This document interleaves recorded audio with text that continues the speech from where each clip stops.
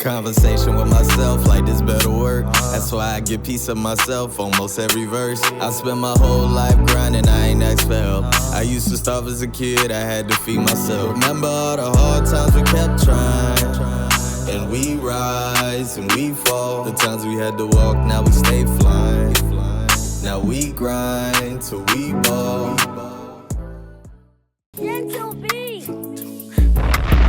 I never switch up on the gang, I love my guys for life. It's 4 a.m., I'm in the booth, I'm venting to the mic. It's green light for the blitz, soon as the OB say it's hype. Cradle to the grave, I swing the stick, feet wrong or right. I'm in my A, but I miss my cut, so Houston just a flight. Always paint pictures, but they see the vision and bring that shit to life. B2B, I'm right on 95, fuck troopers, hit the lights. Cardi ticking on my left, perfect timing from the grind. Call my dude, say I love you too, I just grind for you. Call my Z and tell him la fumée, he gon' grab the zoo. Serving potholes in this fucking coupe, AMG the truth. Hit the sidewalk, you can't handle smoke, the streets ain't made for you. The streets ain't made for you. Yes, you know I'm a shining grinding. You know what I'm saying? I'm shining grinding, fighting with the truth. Yes, I'm shining grinding, sliding with the truth. I never switch up on the gang, I love my guys for life. It's 4 a.m., I'm in the booth, I'm venting to the mic. It's green light for the blitz, soon as the OB say it's hype. Cradle to the grave, I swing the stick, feet wrong or right. I'm in my A, but I miss my cut, so Houston just a flight. Always paint pictures, but they see the vision and bring that shit to life. B2B, I'm right on 95, fuck troopers, hit the lights. Cardi ticking on my left, perfect timing from the grind. Oh. Welcome to another episode of Artist to Artist at the AB Club. It's your boy Westside, and I got a special guest with me today. Y'all know what it is. It's your boy Wavidre, man. Come on. Let's go. Yes, sir. And I appreciate you pulling up, man. I know it was a nice little travel for you to get here, man. Let them know where you coming from right now. Damn, I just got off the plane from, I'm coming out of San Antonio right now, so I had to hop on a plane from Austin. And it was like a 3-hour flight. God damn. Yeah, 3-hour flight, yeah. Touchdown and came straight to do the interview. Yep, sir. Yes, sir. Yes, sir. Touchdown. Well, stopped at the store real quick. Had to get a shirt real quick, and then came and did the interview. All right, man. I appreciate that. So I always start off with the first question is, where did music start for you? So who you give credit to putting music in your life? Ooh, damn. I'll say my mom. My mom for sure. She wasn't heavy in heavy into rap music, but she was heavy into like pop alternative music, like John Mayer, Alicia Keys. So I really found my first love of music, like, cause she bought me a stereo. Yeah. She bought me a stereo when I was like a small kid, so I could like just play music, CDs. I had a whole bunch of CDs, and I was just putting bitches in there. Mm-hmm. And I gotta give credit to her because she'll let me watch MTV in the mornings when I gotta go to school and shit. Yeah. So my first time she let me do it, let me watch it, or when we first got cable. Mm-hmm. What song? The Chris Martin song with Kanye West, Homecoming. Oh, Yes. You think about me now and then? Yeah. So then I fell in love with it just brought so much things. I fell in love with playing the piano and yada yada. And I just like Kanye. Then that's how Kanye became my favorite artist and da da da. And then she introduced me to like Linkin Park. Yeah. Shout out to them. Yeah. The Script. The Fray. She used to listen to the Fray heavy. Like that was one of her things. She used to listen to heavy. And John Mayer daughter. She put me onto that song. Oh, okay. Yeah, So you got a real diverse and depth flavor of music. Yeah. I never started off listening to rap. I had to find that out myself. So yeah. No, that's real. I like that because when that happens, you usually get a more diverse artist. Yeah. So like when you listen to Rod Wave, you get that. You can hear it in his music. Like, bruh, he heard that other type of music. Then he also heard rap, and he kind of like made his own form of clash to it. Yeah. So like you named Chris Martin, so Coldplay, right? Yeah, for sure. So I used to get into kind of music like that, like through TV. You know what I'm saying? MTV, like if you got up early enough, they play music videos. Yeah. Or if you had cable, Noggin. If you ever had the Noggin channel, in between shows, they would play music videos. Yeah. So that's how I heard about Maroon 5 for the first time. Yes, Maroon 5 is another one too. I forgot to mention. Maroon 5 is another one. Yeah. Maroon 5. Sunday mornings. Sunday mornings. That's one of my favorite songs by Maroon 5. You know what I mean? So it creates a diverse artist, and the flavor of that kind of music and rap, it creates that reach. I feel like that can go past. Yes, sir. You know what I'm saying, to different markets and things like that. So like, all right, how did you get into to the rap music then? Like, what got you to that point where you started listening to rap? So after Kanye West kind of did his thing with Chris Martin, Mm-hmm. and for people that don't know, Chris Martin is the leader of Coldplay. Yeah. So educate people out there. So I bucked up onto Run DMC, their song with the that rock and roll band. I don't know if Oh, you Rock This Way. Yeah, Rock This Way. Yeah. So Talk this way. so then just started listening to more rap, Nas, LL Cool J, and then that's how I kind of find like my niche for it. And I was like, okay, boom, Yeah. I'm a kind of type in. I'm gonna just tap into that, and then then I went to I didn't go out. Then my story for rap kind of like just kind of dropped off there because my mom sent me to Jamaica, and obviously for anybody that's been in Jamaica around like the 2005 era, and 2012 Vibes. Yeah, Vibes. Vibes Cartel. So Vibes Cartel would do a lot of remixes to like what in Jamaica we call foreign. That's America. We would say foreign songs, like Eminem, Jay-Z, and you do like remixes, and he's in his own way, he's rapping, he's doing dancehall, whatever it is to me. So that's where I kind of felt I kind of get my rapping style from there too, because Vibes Cartel, he be snapping like if people really listening to like the old Vibes Cartel, bro, the old Vibes Cartel snap like listen, if he was dissing somebody, you didn't want to get on that man bad side. Barber Boy is still one of the best. Last Man Standing. That's the official name of the song, is Last Man Standing, when he was dissing Movado. Oh yeah. They had that challenge, didn't they? They had it was like the first verse is what it looked like when they was on stage and they was going back and forth with each other. Damn, was it 06? I think it was 06 thing or one of them. Yeah, 06 thing when that man, I ain't gonna lie, that shit was funny. He brought out the coffin and shit. So, my music is very diverse. I was obviously heavily influenced with reggae, dancehall, and then I kind of came after coming back up from Jamaica and being in New York. I was more so heavy into that, more so like serious, like actual rap. Yeah. I don't remember the artists that I started listening to, but I was really listening to heavy old school artists. I didn't even know Shaq made freaking music. Oh, music, yeah. Shaq came in. I started listening to Alfu Raw, Whirlwind Through Cities. That's one of my favorite songs. And I just got into it more, Jay-Z, Eminem, and then it just kept going. Yeah, it just kept going. It's a whirlpool at that point. Cause that type of music, I got into that because of my brother. So like my older brother, he was into like that New York rap music.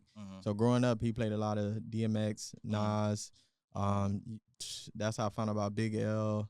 You know what I'm saying? Cameron, and then I found Big Pun. And then it just go on and like that kind of style of music. So like, what was the biggest culture shock moving from the United States to Jamaica? Like, what was that like for you? It was really just adapting. I'm from shout out to Shrewsbury. I'm from St. Elizabeth, so that's where like I grew up. That's where I grew up majority of my life. So I'm used to like just country, pulling in the goats in the afternoon, going in the morning, tying them up in the bushes so they could feed on the grass. If the rope pop, we got to go find the goat. Yeah, you might have walked down the street. Yeah, you might have walked down, not even the street. The road. The road. You might have walked down the road going over to Mass Joe house, and we got to go get him. And then it's just, like I'll say my best times was growing up as like, I think I needed that as a kid because it was very eye opening. I use my imagination more than I would honestly prefer had growing up in Jamaica than growing up here because it was just, I feel like it was a refreshing. It was better for me. Yeah. And it was just more like everybody in my my community, Shrewsbury. It was like a love and hate thing. You have some people they rock with you, some people they don't. They don't. And then it was just like you could do something on the road. And this is, my grandma, she didn't play. She was strict as hell, boy. I'll be, for all any Jamaicans out there, y'all know, like, if you live in the countryside, you don't really have cable. Yeah. So one thing that we were heavily on was, like, watching karate movies and all that, Bruce Lee, all of that shit. We like that shit. So anytime I would be acting a fool on the road and shit, like somebody would pass me, right? Yeah. I didn't even know they know my grandma, and then I'd come home, and my grandma was like, "So what you was doing on the road?" Drop the dime on you. Yeah, yeah. So it's like, "What you doing on the road?" I'm like, "Man, shit, dog. Now I'm in trouble now." So yeah. It was just adapting. It was just really just adapting to like the lifestyle, the American lifestyle. That's really was the biggest thing for me. I already knew about the music and everything like that. It was just adapting from, being this country boy. And shoot, let me take my glasses. These meta glasses keep killing me right now. Yeah.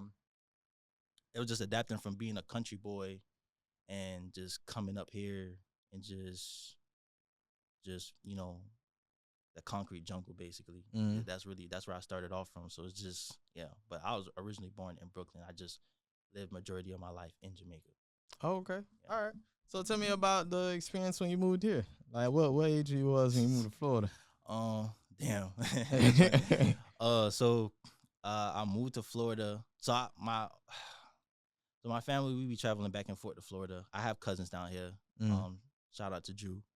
I have my cousins down here. They live in Fort Lauderdale, and in the summers I'll come down here. My cousins, they also old school heads too. They put me on the school board queue and all of that stuff. So I used to love coming down here because I'll get a refreshing sense of like music and new stuff to listen to. Yeah. I officially moved here like 2013. 13. Yeah, 2013. And then where I moved to Hollywood. Oh, okay. So I moved right to Hollywood. Yeah. Didn't know the area I was in. So I went to South Broward. I had to get familiarize myself with the Florida culture. Yeah. Somebody calling me Jit, I'm coming from New York.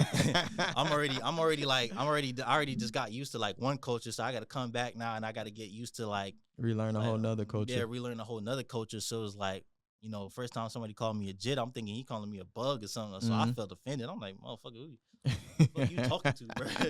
Like, so shit, my bad. Yeah, it was that was eye opening. But luckily I had a good group of friends that I met up, good group of brothers that they kind of like guided me in, and they kind of stick with me, and we just been rocking together ever since. So okay. That's really it. Shout out to them. You know what I'm saying? Because that's big. Because especially like when you moving from one area to another and you trying to get an understanding of the area, it helps to have someone around that at least know, you know what I'm saying, can put you in the right direction. I mean, it wasn't the best influence. There was something though. Yeah. I mean, like, I had to put my work in. You feel me? But it's not like I moved to like the suburban area type shit. You feel me? I'm in Liberia, so it's just when learning the culture, learning how to really how to get your money, because my parents, they wasn't giving me no allowance and shit like that. So and I'm like what 15, 16, like shit. I'm seeing motherfuckers with new J's and shit. And I'm like, I'm trying to get me a little bread, boy. That shit pressure.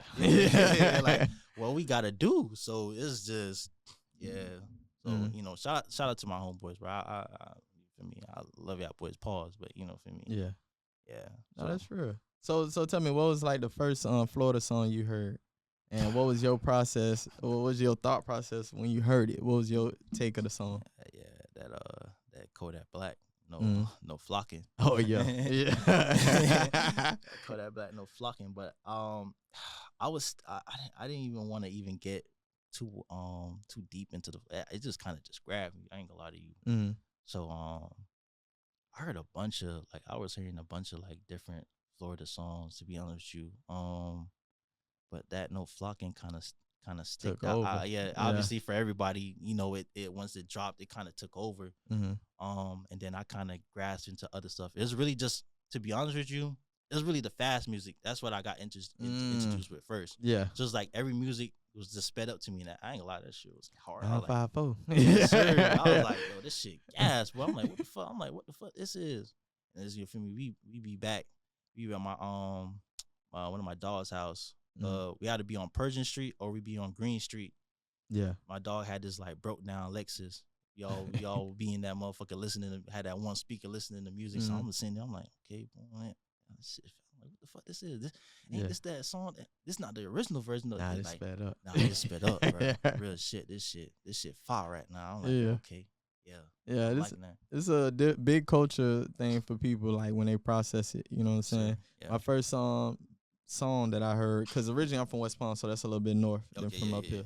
So when I came down here, it was that B I on and on and on, on and on and on, and I'm hearing it, and I'm like, all right, I'm waiting. You know, I'm used to hearing like rap, so I'm waiting for the verse. Yeah. So the whole time I'm just listening over and over and over. I'm like, all right, what the verse coming out? When he verse ain't coming, boy. On and on and on. I'm like, all right, okay. So, you know, it was a experience for me, and then that berg wave, that iceberg wave, definitely just helped with the process, because he'll freestyle a lot of music too. Yeah, you know what I mean? Freestyle, Outkast skewed. I think it was Skewed on a Barbecue. Yeah, like in different songs, and Closer to My Dreams. That's legendary. You play that. Oh yeah.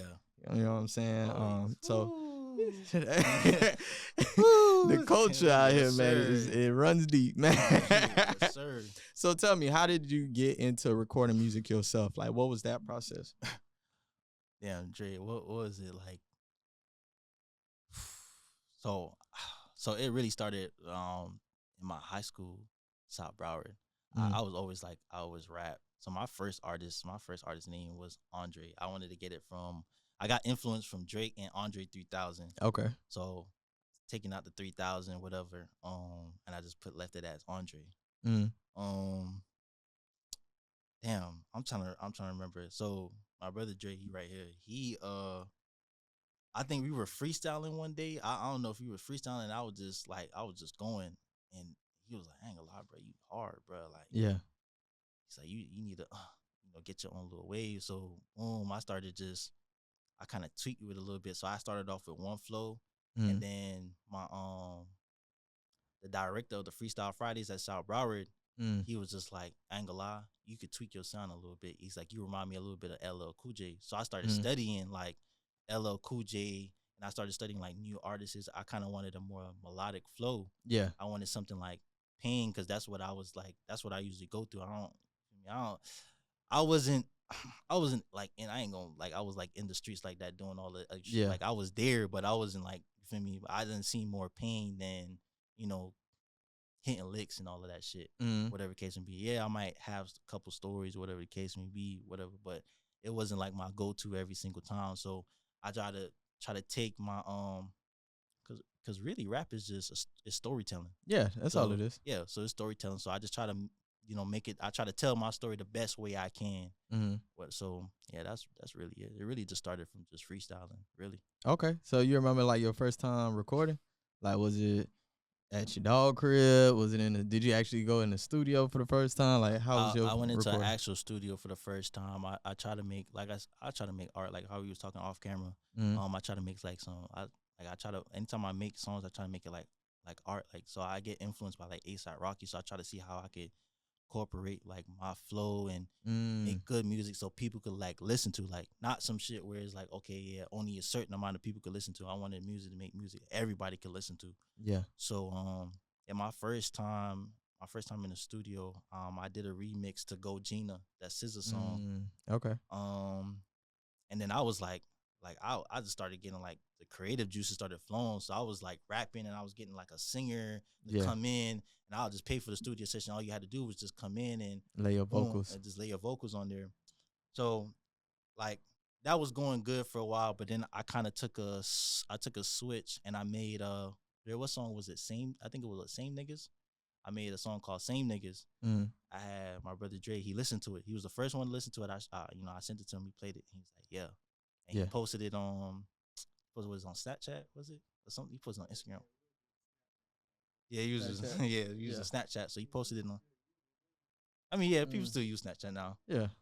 He posted it on Snapchat, and then people was just like, "Yo," he was sending me screenshots. Everybody was like, "Yo, who this is?" Da, da, da, da. I'm like, oh shit, people fucking with it. I was like, all right, cool.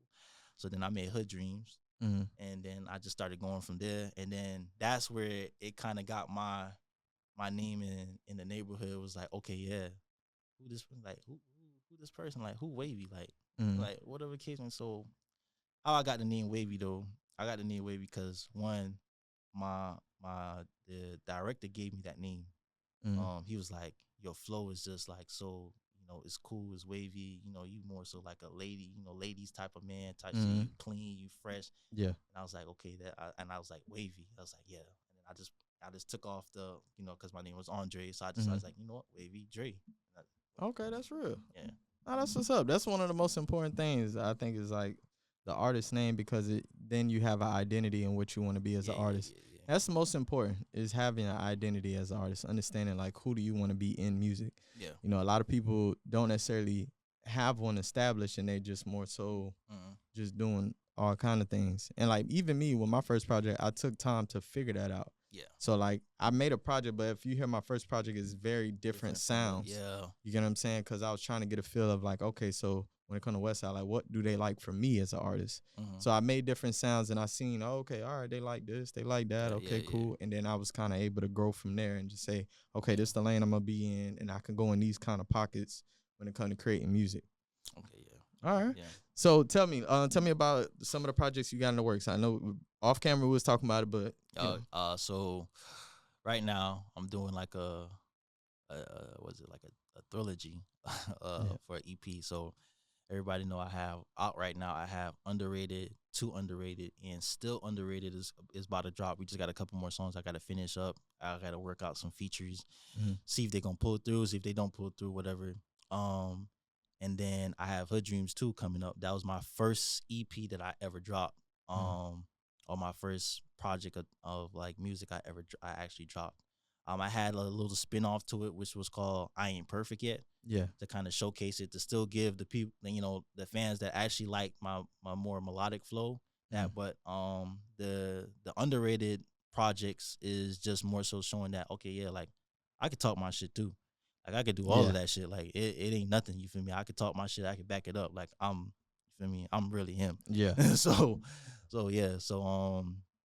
but the Still Too Underrated, or Still Under, I'm still trying to work out the name of how I'm gonna incorporate it. But the third project for the Underrated trilogy is gonna have a little bit of sound of Hood Dreams 2.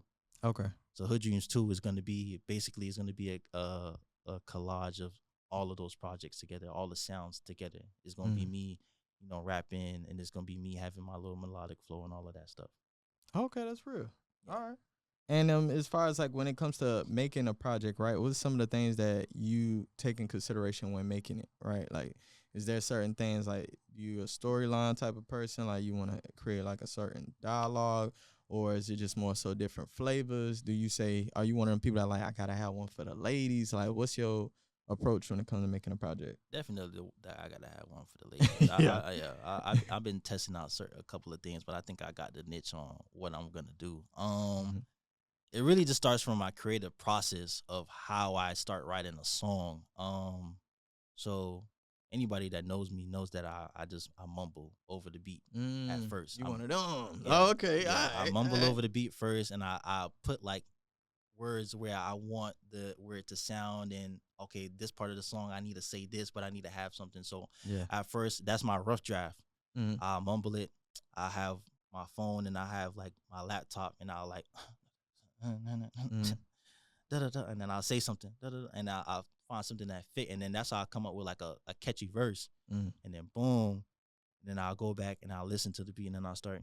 And then, like, in my own way, I know what I'm saying in my mumbles. Yeah. So I'm just like, okay, yeah. You know how to depict it. It'd be like, okay, this is exactly. So that's how I kind of like break it down. So I start off just basically mumbling over the beat and like saying like the least words as possible. Like, yeah. Yeah. No, that's real. That's how I started. Well, in the beginning, it was because I write. So then it was just more so I used to do it like how my brother taught me, more so like you come up with the first line, then repeat it till you got the next line, and so on and so forth. But the thing is, when you do it that way, you end up repeating it so much. Like, you know what I'm saying? Yeah. So then at some point, I found myself mumbling. Like, I hear a beat, and I'll be like, Yeah. And it kind of helped me get a pattern. And once I get a pattern, then it's like, all right, the words. And then most of the time, if I hear the beat, I kind of get an idea of what the concept of the song would be. So that helped also. You get what I'm saying? So that's just my approach when it comes to it. But so tell me, as far as recording wise, like, what's your recording process like?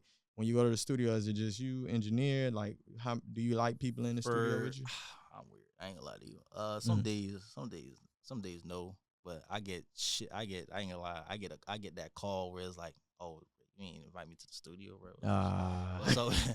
What's up with you? You feel me? But it don't be like it don't be like anything offensive. It's just like sometimes I just need to be in the studio by myself at the moment. Yeah. And just record and it's just me and the engineer lock in and engineer produce whatever. We just locking in and we getting that right tune and getting everything fixed. Sometimes I like to have people in the studio, whatever vibe. Because if I'm having people in the studio, I'm going in there and I know I'm gonna go say some shit. I'm snapping and I want everybody to hear it. And I might have my dogs, a couple of females in there. How I am. Like if you come into any of my studio sessions, it's gonna be a party. Like everybody knows that it's gonna be a party. They might see one because I only post the beginning of it, like on my social media. I don't post like the aftermath on it. We be in studio sessions for probably like 6-8 hours. Damn. Yeah, we be in the whole block. Yeah, we be in there locked in. So people over time is coming in. Yeah. So you'll get like pizzas. We make sure somebody bring in the Hennessy, and then. We don't like a lot of niggas in the studio. We don't like a lot of niggas in the studio, so we do indulge in a couple of females coming over there. They just there to just vibe and listen out because if the females like it, and it's good. It's good. So they just there to really listen. But other than that, that's just most of the time when I go to the studio, I already have everything written down. It's just how I'm going to execute it. And then me and the engineers that I work with, be so locked in. It's just they know how to sauce it up. They know how to like manipulate it. They'll tell me like, take your time and say this, or say it this way, or da da da. Or I'm gonna drop the beat and then come in afterward. So that's what I like when I go to I'm very picky with who I choose to go to record with or studios. That's why it takes me. I feel like that's another thing why it takes me so long to drop music is because if my engineer isn't available, then I don't want to work with nobody else because I feel like it's gonna be trash. And I'm comfortable with my engineer. My engineer knows my type of. He already has my presets, my outputs, all of that stuff. He just hit that switch. Yeah, that's it. So he already knows. So that's another reason why it takes me so long to kind of drop music because when I try to step out of that bounds and try to like go record with like other people and shit. I just recently found another engineer that I could record with.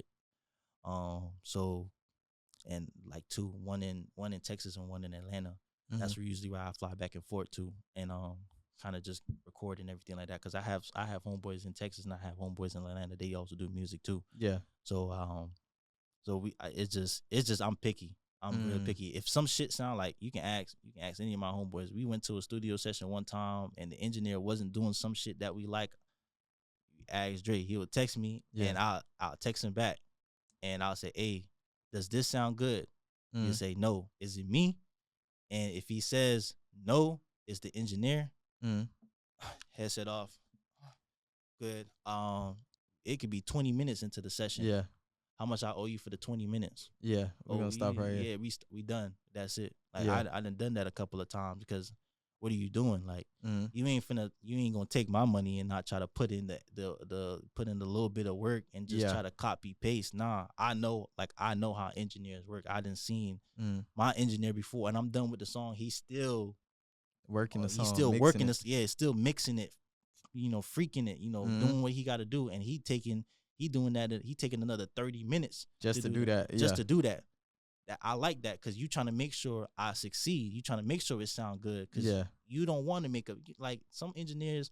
They got to understand like if you send out an artist with a bad mix or a bad sound, and they come back and they say you the one that recorded me. Him, that gives you a bad look. Yeah, nobody's gonna want to record with you. When people hear my sound, they be like, "Damn, bro, who's your who you go to? Who you record with?" Yeah.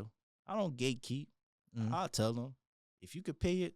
Go, they a little bit pricey, whatever for some people. But if you could pay it, whatever, I'm not going to no $30 engineer anymore. That's I'm not doing the $30 an hour. I'm not doing that. Cause if you $30 an hour, I know you doing some bullshit. I know you doing some bullshit, and I'm not finna. That's like nobody likes to. Like, I get it. Like, I'm an advocate for being, you know, spending less money and saving up and every stuff like that. And as an artist, you got to do that. As an independent artist, you have to. You gotta be able to. You gotta be able to manage it. Like, you gotta be like, okay, we know the studio session is $80 an hour. All right, we're gonna do this amount of money, but we let's try to, you know, figure out a way how we can manage, because, you know, some of that money got to go into marketing, you know, getting the beat, all leasing, all that money. It takes time, so you have to, like, artists that don't think like that is stupid. Yeah. It's a business at the end of the day. So as businessmen, what do businessmen try to do? They try to spend less and get better, make more. Make more. So why would I sit here and I'm not gonna, you know, I'm not gonna go above and beyond and spend $100, $120 an hour on a studio session, and you gonna half-ass my shit and it's not gonna sound good. Most of the times, if I'm gonna spend money with an engineer, they got some stamp to their name. They got platinum plaques. They this and that, and half of the studio session time is not even really recording. It's just chopping it up, mixing. That's the golden key that a lot of people they learn late in the game, because it's like I went through that process of going to studios and trying different studios, the $20 studios, $30 studios. Headphones ain't, you like, damn, what the headphones feel like this? Damn, I can barely hear myself. Hey, hello, like, you know what I'm saying? Turn me up real quick. Yeah, turn me up. Like, and then when you first start, you don't necessarily know what the engineer supposed to be doing. You know what I'm saying? Like, if you've never been in a studio session or seen what a studio session is supposed to run, you'll get got for a good while just going to these studios paying $20, $30, and all they doing is doing this, hitting the reverb on you, dropping the beat right here, and then just bouncing it out and sending it to you. Some auto-tune on there. You sounding like a robot. Like, bro, no, I don't want that, bro. My engineers, they'll put a little tune on there, but they know I don't need it at the end of the day. My engineers put a auto-tune on there for a pitch corrector. Yeah. That's it. They don't do it for the whole thing. Like, okay, you was off pitch on this part of the song. Let me tune it a bit, and then we gonna make you sound better. Like, you need to go to engineers that like their reputation. Don't go to these like, as an artist, do not go to these engineers.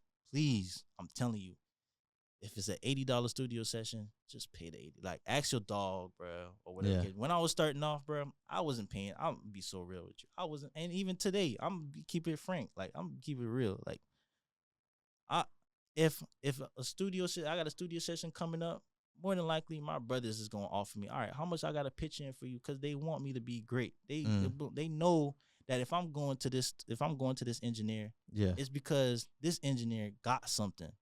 So, all right, Mom, it's $80. I'm gonna pitch in at 80, so you can do another hour, so you can do another song. And then somebody else come in, all right, I don't got 80, I got 50, so make that shake. This, like. Yeah, I done pitched it piece in to get the success going. To get the success going. So that's really what it is. And I that's why I say I love my team. I love my peoples for that. That's big, man. I ain't gonna lie. A lot of people don't do that. I'm gonna be real with you. In my journey, I don't think nobody's ever paid a session for me. I've paid for other people's sessions.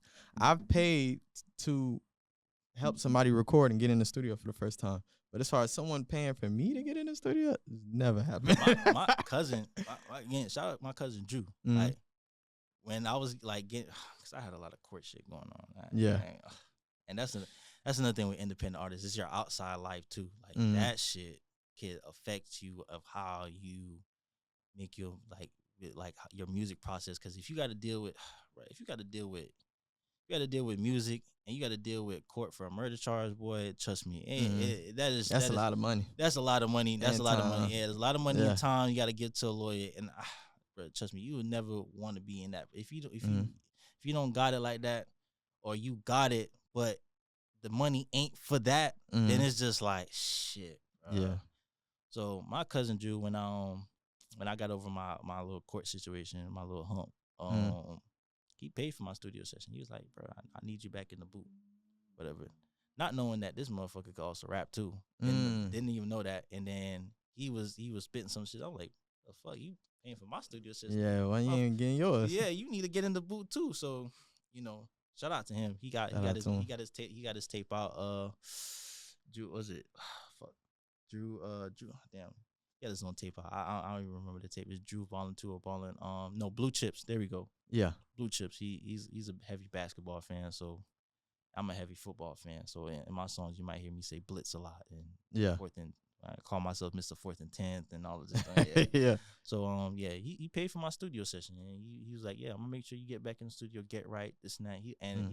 He's the one that got me out of like he said, take a break from the melodic flow right now. He said, you can really talk your shit.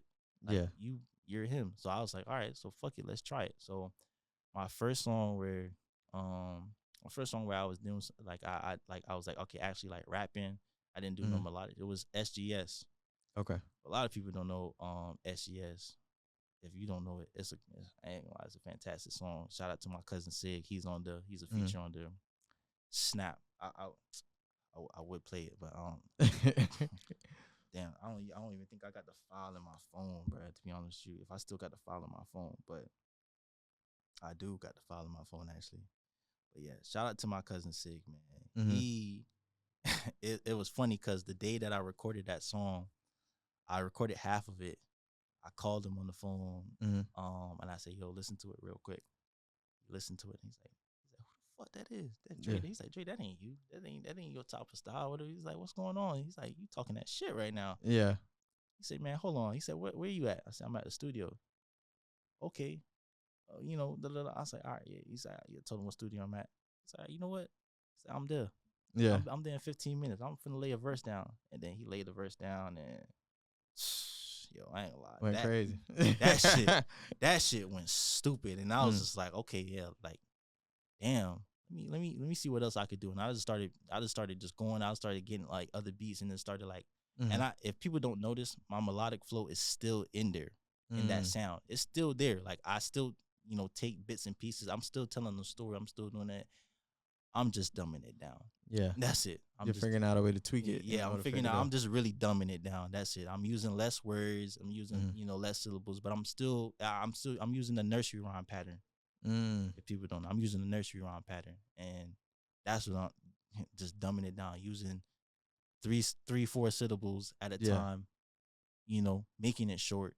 I'm not doing it too. It's not going to be long because most of these songs is, I try to aim for it, and you can ask anybody. I try to aim for 1 minute and 20 seconds. Oh, for the song? Yeah, so that's your time frame, like when it comes to music. When it comes to those type of songs, that's the time frame I have. But if I'm making like pain music and shit like that, it's just however that course goes, however I flow.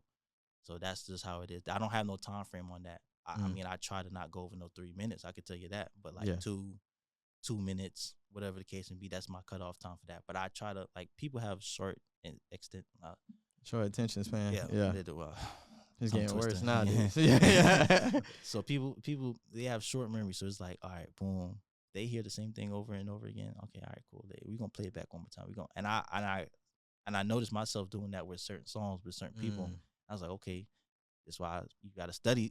Sometimes you gotta study some of these artists. It's a business. Sometimes you gotta study, and you gotta tweak your game. So yeah, that's it. Yeah, you just gotta figure out what works. No, that's real. Yeah, honestly, like you said, it's a business. A lot of people look at music and sometimes forget. Yeah. Sometimes they think music is just the culture. Oh, the culture of music. Nah, those are two different things. You gotta say. You can still have love for the culture. Like I have love for the culture because I appreciate music as an artist. I just don't listen to rap. I listen to alternative pop, alternative rock. I listen to country, like heavy on country right now. I ain't gonna lie to you because I ain't gonna lie. Listen, country artists, they be talking some shit. Shout out to the boy. What's his name? Shabuzi. Yeah. But sorry, that boy ain't win on Best New Artist. He lost it to Leon Thomas. Oh no, BT, the one they just did, Shabuzi. But he was snapping, man. That man dropping some bangers. He changing like country music. He changing country music. He's putting a wave. He's putting how I see these. He's putting a wave that a lot of and if you notice now, there's a lot of black country artists that I'm now finding out about, and they are snapping. Yeah. And if you really think about it, where did all that kind country of start? Started from black folk. It is what it is. So, okay, so like, you know what I'm saying? Like it ain't even me. Listen, he knows his worth at the end of the day.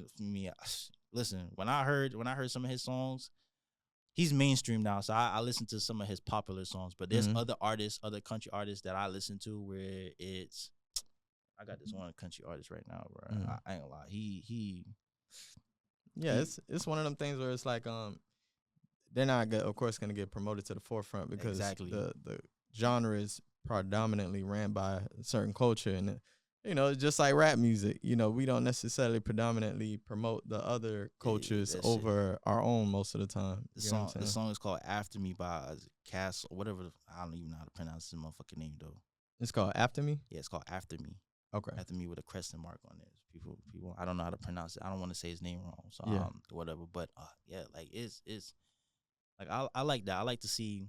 I like when I see black people going into other different types of music, jumping in from different genres because we used to do it. Like I said, Homecoming. Remember, off camera we talking about the or what I was saying, Homecoming. Like Kanye West jumping into.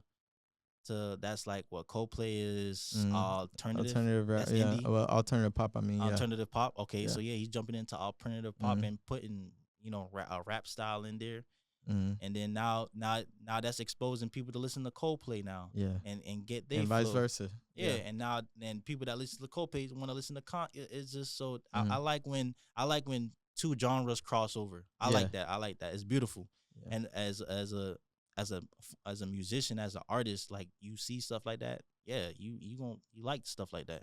That's some stuff like you get inspired and you want to go.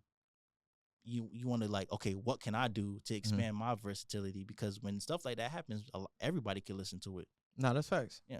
So, all right. So, man, I want to thank you again for coming through for this interview, man. I appreciate it. I know the travel wasn't easy, but we got this done. We've been talking about this for like a month.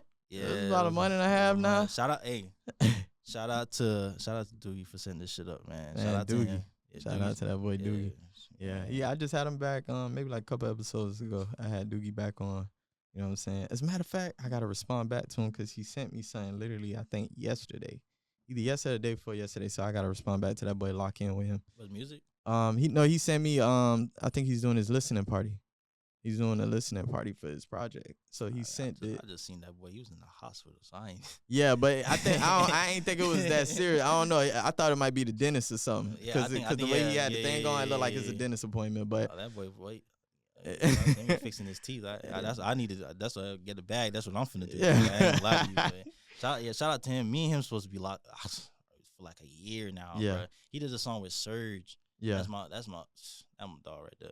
Yeah. He did a song with him, and I was like, bro, me and Doogie been going back and forth on Instagram. I think we seen each other at MLK one time. It was for the prom. Yeah, I think he came to my prom.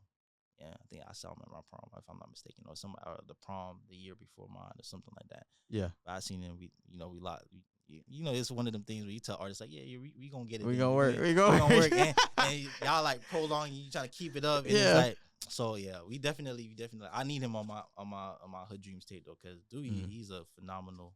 Phenomenal artist. Top tier, like with the skill set and how you go about it. People. I feel like, and honestly, like people sleep on him. To be honest with you. Oh, most definitely, yeah. But that's just what happens. Like, all right, I'll give you an example. The Bushy Bee, I think it's called Scar. Like, I wanna live my life with somebody like you. So it blew up, right? It's going crazy on TikTok. But that song Ben came out. Yeah. It's been a good song. You get what I'm saying? Yeah. So it happens, people sleep on you sometimes, and it be somebody in your own backyard that make great music that could get played on the radio, but it's not on the radio. You ain't hear his track Back to Ballin'? Oh yeah. Finally back balling like a ball. Oh yeah. Oh, so them burning on the hand. It's all there. That track too, but there's another track that he has. Yeah, I like that one. Back balling, and he got Tonight with Gang Gang. So, you looking good. My turn the ball. Oh yeah. My turn the ball. I ain't gonna lie. If I took so much ills, I know. Lesson I ain't waiting on me. Listen, like, waiting on me. Bro, when he posted the skip it to that shit, I was like, bro, what the fuck? I said, bro, you the truth, nigga. Yeah. Like, come on, bro. And he got that vocal presence. Like when it comes to his rapping, his rap voice is I set the tone. If you do a feature, we do a feature, bro. We not doing that sending back and forth. You trying to get in the studio? We gotta get in the studio because I need to feed off of that energy that you like. I'm not trying to like, and that's my thing. That's my creative flow right there. If I'm doing a song with an artist, I need you in the studio. If you can't make it to the studio, I'll send the file, whatever the case may be. But I prefer an artist to be there with me, so we can both feed off of each energy, and that's how you make the best fucking music. Like, no, that's facts. Yeah, some of the best songs I ever made. Even if we did start it, sending it back and forth, because sometimes that's how I might start. You might send a little reference. They say, okay, cool. They got an idea. They come in with their idea. You done wrote some shit, and then y'all finish cooking up while y'all in there, and it's kind of like, it still be organic in a sense, but I do prefer being in the studio with someone because y'all can bounce ideas. He might be like, "Oh, say it like this," or "Oh, with this part, let's do this," and y'all exchange ideas and stuff. So that's real. But so tell them where they can find you at. Oh, y'all can find me on IG, Twitter, Apple Music, Spotify. Shit, y'all can find me on ChatGPT. I just looked myself up the other day. The other day, and I seen ChatGPT. Yeah, they had my shit down pat though. I ain't gonna lie, that shit was scary. But people that don't know how to spell the name is Wavi. It's Wavidre. It's Wavidre. And if anybody don't know, it's spelled the way how Schoolboy Q spelled his name. Yeah, everything else is capital, but the I is the only thing that's lowercase. Okay. I bet. So, all right. Yeah, so that's about it. So thank you again, man. Appreciate also, hit the notification, subscribe button on his YouTube channel. So anytime he dropping, it goes directly to your phone. It'd be like a notification. Wavidre just dropped some music, right? Also, follow him on all platforms and follow A2A.podcast on all platforms. You can find us on Instagram, TikTok, YouTube, Threads. We're on there. You know what I'm saying? You can find us on all platforms. And also, if you're looking to start your own podcast, hit up the AV Club Studios. We got the great lights. We got the 4K cameras, and we got a great location. We got you. Yes, sir.